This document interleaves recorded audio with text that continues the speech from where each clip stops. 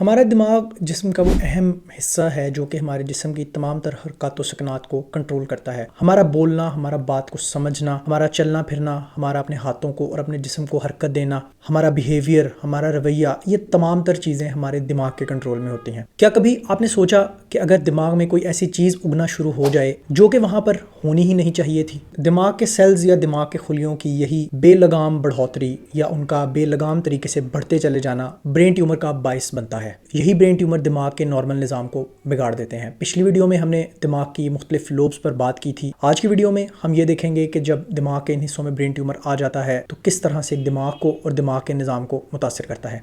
अस्सलाम वालेकुम, मेरा नाम डॉक्टर तलहा है और हम ब्रेन ट्यूमर सीरीज़ की दूसरी वीडियो पर मौजूद हैं। मेरी आपसे गुजारिश है कि अगर आपने पिछली वीडियो नहीं देखी तो इस सीरीज़ को बेहतर तौर पर समझने के लिए वो वीडियो भी लाजमी देख लें। लेकिन अगर आप मेडिकल स्टूडेंट हैं या फिर आपको साइंस की और ह्यूमन ब्रेन की बेसिक नो हाउ है तो आप यहाँ से भी कंटिन्यू कर सकते हैं। सादा अल्फाज में अगर बयान किया जाए तो ब्रेन ट्यूमर दिमाग के इर्द गिर्द के सेल्स या दिमाग के अंदर के खुलियों की बेलगाम या गैर मामूली बढ़ोतरी है। ये बिल्कुल ऐसे ही है जैसे एक पौधा या एक झाड़ी वहां उगने लगे जहां उसको नहीं उगना चाहिए। अमूमी तौर पर जिस्म के हर हिस्से में और दिमाग में भी खुलिये बढ़ते हैं और अपनी एक खास हद तक बढ़कर रुक जाते हैं, लेकिन ब्रेन ट्यूमर्स में ये खुलिये बढ़ते चले जाते हैं और एक गिल्टी की शक्ल इख्तियार कर लेते हैं जिसको हम ब्रेन ट्यूमर कहते हैं। अमूमी तौर पर इन ब्रेन ट्यूमर्स को दो बड़ी इकसाम में तकसीम किया जाता है, एक प्राइमरी ब्रेन ट्यूमर और एक सेकेंडरी या metastatic brain tumour. Primary brain tumours वो होते हैं जो कि दिमाग के सेल्स यानी कि ग्लायल सेल्स से बनते हैं, तो इनको ग्लायोमा कहा जाता है। अगर ये दिमाग के बाहर मौजूद झिल्ली या मेनिंजिस से बने तो इनको मेनिंजियोमास कहा जाता है, और अगर ये दिमाग के अंदर मौजूद गदूद से बने जैसा कि पिट्यूटरी से बने तो इनको पिट्यूटरी ट्यूमर भी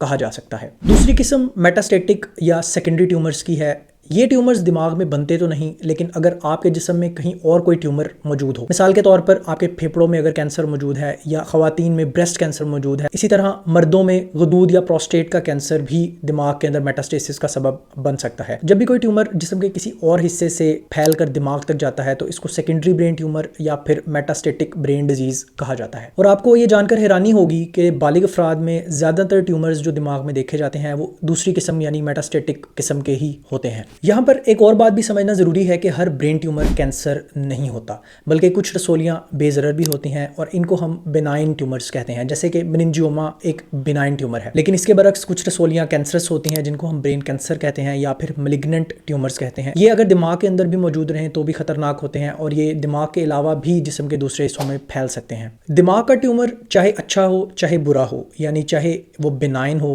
चाहे वो मैलिग्नेंट हो, दोनों तरह के ट्यूमर्स ही दिमाग पर अपना असर छोड़ते हैं और ये दिमाग पर दबाव का सबब बनते हैं। और जैसे जैसे ये दबाव बढ़ता जाता है दिमाग के नॉर्मल फंक्शन को मुतासिर करता चला जाता है, जिसकी वजह से इन ट्यूमर्स की अलामात ज़ाहिर होती हैं। और ट्यूमर्स की अलामात का दारोमदार इस बात पर होता है कि ये दिमाग के किस हिस्से में वाक़ हैं और दिमाग के कौन से हिस्से पर दबाव का सबब बन रहे हैं। अमूमी तौर पर सर में दर्द होना ब्रेन ट्यूमर की एक अहम अलामत है और ये सर दर्द अमूमन ऐसा होता है कि जो सुबह के वक्त ज़्यादा हो और उल्टी करने से इस दर्द में अफाका महसूस होता है। लेकिन इसके अलावा भी ब्रेन ट्यूमर्स की बहुत सी अलामात हो सकती हैं और इन अलामात का तयन इस बात से किया जाएगा कि ये दिमाग के किस हिस्से में वाक़ हैं, और इन अलामात के ज़रिए ही हम इस नतीजे पर पहुँचते हैं कि ट्यूमर दिमाग के किस हिस्से को मुतासिर कर रहा है। मिसाल के तौर पर अगर ये ट्यूमर बिनाई वाले हिस्से में वाक़ होगा तो मरीज़ को धुंधला नज़र आना शुरू हो जाएगा या फिर उसकी बिनाई मुतासिर होना शुरू हो जाएगी। इसी तरह अगर ये ट्यूमर बोलने वाले हिस्से को मुतासिर करेगा तो इंसान बोलने में दिक्कत महसूस करेगा। और अगर दिमाग की रसोली या ब्रेन ट्यूमर ऐसी जगह पर वाक़ है जो कि जिस्म की किसी एक साइड को कंट्रोल करती है तो उस साइड का फालिज भी देखने को मिल सकता है। उम्मीद है आप ये बात समझ चुके होंगे कि ब्रेन ट्यूमर की अलामात बदलती रहती हैं और इन अलामात का दारोमदार मुकम्मल तौर पर इस बात पर होता है कि दिमाग के किस हिस्से को मुतासिर कर रही हैं। आने वाली वीडियोज़ में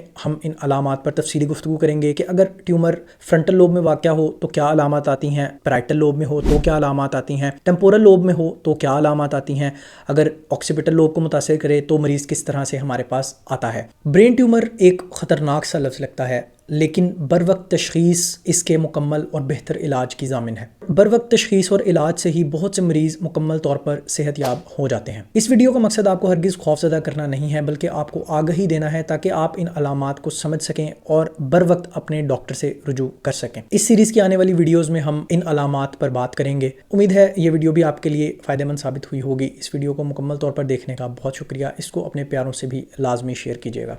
थैंक यू सो मच।